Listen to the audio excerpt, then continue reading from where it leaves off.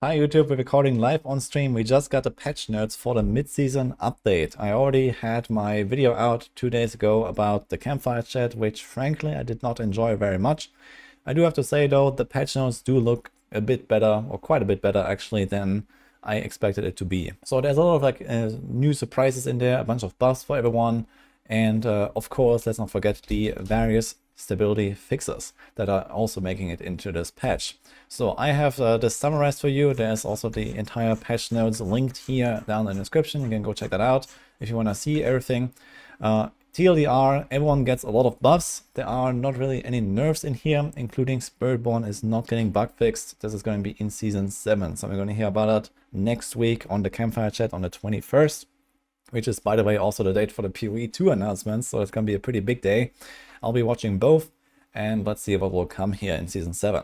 So for now, with the 19th November patch on Tuesday, we're going to get all this stuff that you're about to see here. TLDR, we're going to get a lot of power creep. All classes are getting a lot stronger. This includes already strong builds, including, for example, Mighty Throw on the Barb, is the way it sounds, but also just in general, like, the entire Druid class is getting lifted up, the entire Rogue class is getting lifted up, and so on. So in general, everyone is getting a lot stronger, and then there are targeted buffs for certain builds as well. I'm gonna go through them in a second. But yeah, Necro doesn't get that much, besides for like really crappy stuff, but all the top ends, Necro, like Bone Spirit builds are mostly unaffected from this. And well, lots of bug fixes also made it in there, so I'm not going to go through all of those, but I also have like a few things listed out here. One big takeaway here is Neo Rune. First of all, this affects many classes. Neo Rune is the one where when you don't take damage for 2 seconds, you get 200 offering. This now seems to work with barriers and doesn't get reset when you're invulnerable. So for basically Sorcs, Necros, even some Rogue builds, even some Barb builds, like anything that has barriers, this seems like pretty strong now. There's a bunch of other rune buffs as well. So we have just more ways of generating a lot of offering. So this could be really useful for some builds that, I can't really go through every single build right now to identify, the perks here, but I think it's going to be very nice. A bunch of mercenary buffs, mostly the damage, some small buffs here and there. Nesicam and also the Shattered Vow mythics were buffed. I don't think really to any viability, but maybe at least you could try some with them now. For example, you have a 2-second delay instead of a 5-second delay on this weapon now. I don't really expect a build coming out of it, but we'll see. And its bug got fixed, so if you're looking for those in the Hunter, you can now search them, and legions are getting buffed, but there's no mention of how much. Alright, so these are some of the overall game buffs here, I guess, or overall changes. And let's jump into the classes. We have the Barb here.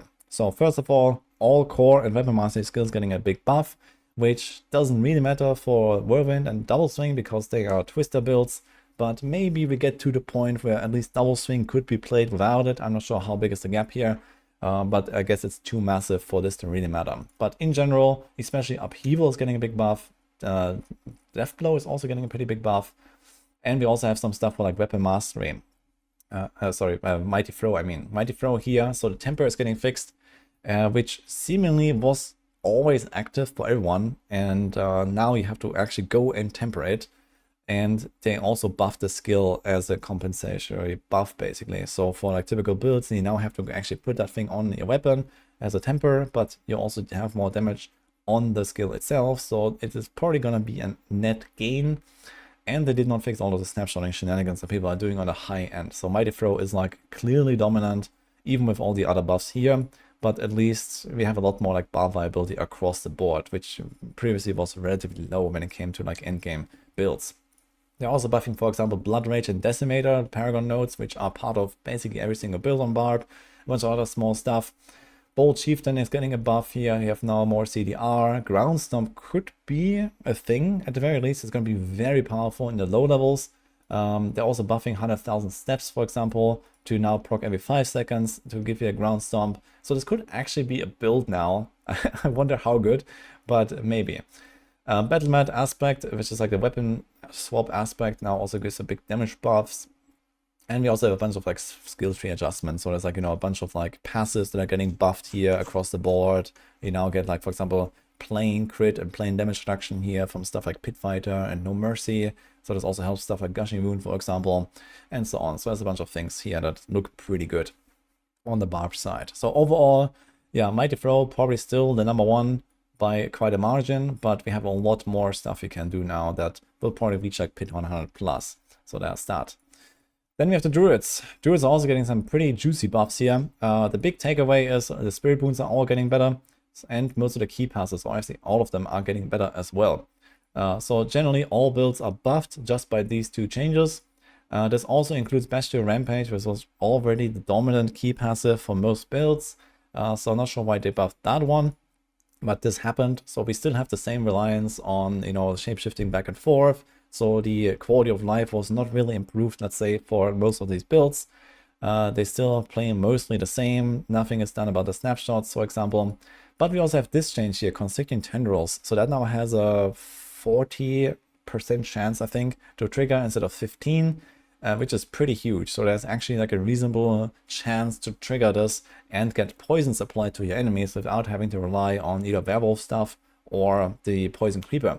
So that's pretty cool, and I think this will open up a bunch more options here for like especially ranged like earth builds and these kind of things.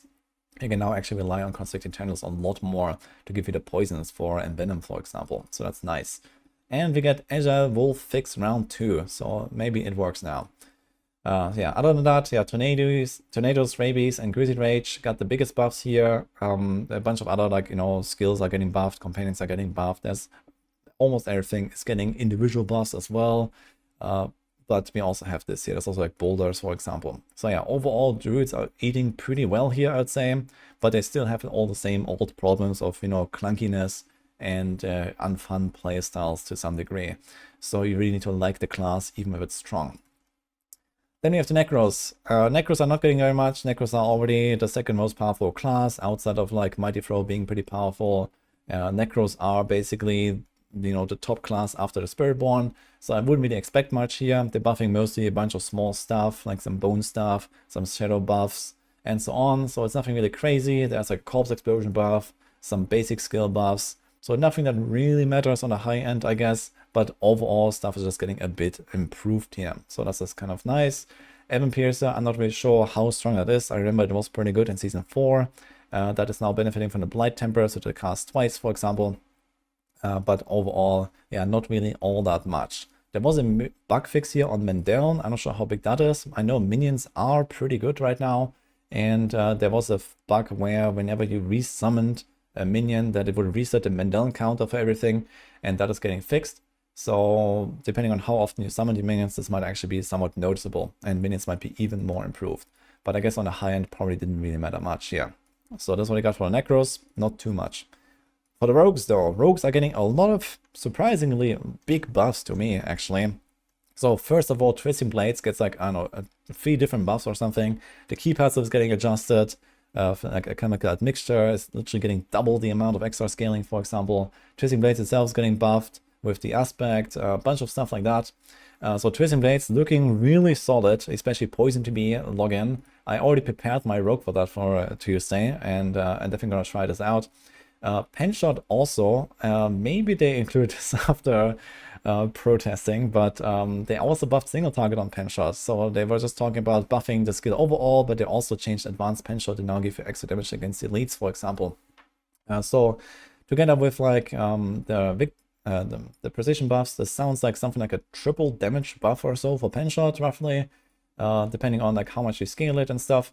Against elites and bosses, so that might make it actually somewhat, you know, enjoyable again, and we'll see how this will perform. I think it should be pretty good, and we'll see. Victimize also getting a less cooldown. It says something like it can trigger much more often or something like that. So Victimize is going to be a thing in general. All these like barrage proc builds are going to be improved because they're buffing close quarters combat. Lately I've been playing a bunch. I've been playing like Arrow Storms, Victimize, Azure Wrath and stuff like that. And they were all basically the same barrage builds, and they're all kind of performing plus minus the same, and they're all getting plus minus the same buffs. So these are going to be relatively solid, but not like top tier. But Victimize might be at least much more enjoyable again, which is nice. They're buffing Rapid Fire for I don't know what reason, and by quite a lot. That is already by far the most performing build here. It's just generally a lot of buffs. They also buffed a lot of uniques, for example, like here's Condemnation getting a big buff, you have Pitfighter Skull getting a buff, Ashira's Kanjar getting a buff, and so on. Windforce now does triple instead of double damage. So this could be something maybe. And in general, rogues are eating pretty well as well to get off the druids, but they're also not fixing any of the like underlying problems of the rogue class, like trigger attacks, like unstable elixirs, like stagger, and so on. So just stronger basically, and the balance between builds seems to like drift even further apart a little bit, since they're buffing mostly the top end, and like the lower end of builds not so much. So we'll see, but rogues are generally pretty good. Dance of Knives is already getting a little buff here as well, so I didn't mention that, but Dance of Knives is not getting any changes to the snapshotting, and it's getting a bit of a damage buff. Then we have the Sorcs. Yeah, Sorcs getting also adjusted quite a lot here. So first of all, we had this like barrier stuff with the Neo rune, for example. I think that's going to be pretty useful for some builds. Incinerate and Meteor getting a lot of buffs. Not to the point where I would say they're probably going to be like meta or something, but maybe at least playable and decent enough in Torment 4. So we'll see. Hydra's getting a buff, but they didn't really talk about the attack delay when you summon them. In the past, you were able to spam Hydras for extra speed, and now it's kind of the opposite. So they have like a delay before they attack, and maybe that is getting changed at some point. Ice Shards is getting a buff, and in general, cold builds as well, like Burning builds getting a buff, Combustion, Key Passives getting buffed, Veers, Avalanche, so lots of stuff there, and also smaller stuff across the this tree. So I don't think it's gonna save any any of the fun, like the big high-end builds right now. So we still have like Lightning Spear Sorc, for example, that is really on a high end, and stuff like that. There's not really getting too many benefits from this patch. So Sorc is overall probably one of the weaker classes now, especially looking at all these buffs that the other classes are getting. But they're buffing a lot of the weaker stuff on the Sorc at least. So I would expect maybe in Season 7 you're going to see more here that brings Sorcs up to the same level. I think the Sorc's going to be noticeably behind the rest at this point.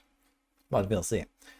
For the Spiritborn, yeah, mostly small stuff. As I mentioned, they're not fixing most of the bugs, but they're adding some small stuff. Toxic Skin, which is already a pretty high-end build right now, is getting a small buff. Razorwing is getting a big buff. Frittering Fist a little bit, and then a bunch of other small stuff. So there's like a longer timer here and here, some aspect buffs that don't really matter, I think. And this is about it for the Spiritborn. So I would also expect some pretty like big changes in Season 7 that we're gonna hear next week. And lastly, what was not in the patch notes? So Pit, Monsters, and Progression was not mentioned. Code of Escape, Snapshotting in general, nothing is addressed. The XP well, aspect of Recalling Feathers, Soul Build, for example, is currently not working. Undercity Tributes and Bargains. There were some bug fixes for Undercity, like, for example, like getting stuck in these kind of things, I believe, but nothing about this. Aspect drops are not mentioned. Dupes and Exploits, and Crown of Lucian, and maybe some more stuff that people might have mentioned in Twitch chat or so now that I was talking about this. But this is kind of the stuff that I collected here from, like just what was missing in this patch.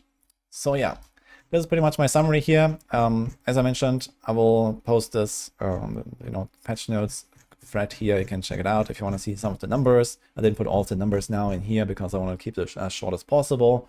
But the TLDR is every class gets something. We get a lot of power creep, and let's see if that is actually going in the opposite direction in Season 7 again. Or if you're just gonna like have basically a lot of builds clear, like beyond Pit 110 in the future. So this seems to be like the direction we're heading into right now. So on one hand, I guess it's nice that everything is getting like lifted up a bit. On the other hand, I am quite worried about power creep, and yeah, I would like to see maybe something addressed in the future at least. So we'll see. Yeah, that's also it. So hope you enjoyed my summary. Let me know what you think, and see you guys next time.